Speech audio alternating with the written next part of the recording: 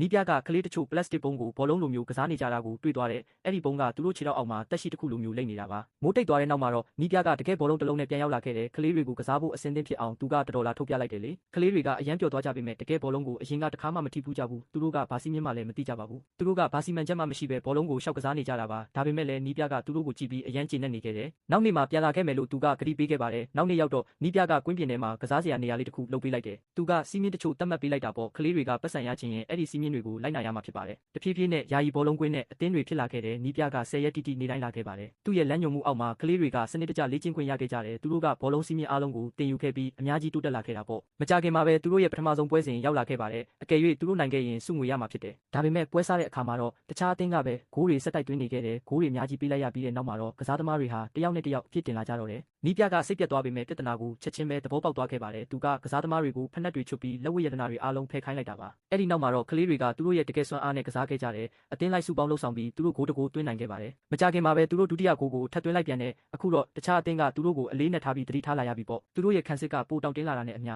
ဂိုးတွေလည်းပိုသွင်းနိုင်လာခဲ့တယ်။ကောင်လေးတယောက်ကအဝေးကနေအပြင်းပြင်းနဲ့ကန်လိုက်တာအဲ့ဒီဘောလုံးကဂိုးတွေကိုတန်းတန်းမတ်မတ်ဝင်သွားခဲ့ပါတယ်။နောက်ဆုံးမှာတော့သူတို့ပွဲကိုနိုင်သွားခဲ့တာပေါ့။ဒီအောင်ပွဲကနီးပြကိုအသင်းအတွက်မျှော်လင့်ချက်အသစ်တွေပေးနိုင်ခဲ့ပါတယ်။ခင်ဗျားတို့ဘောလုံးကစားတတ်သလား။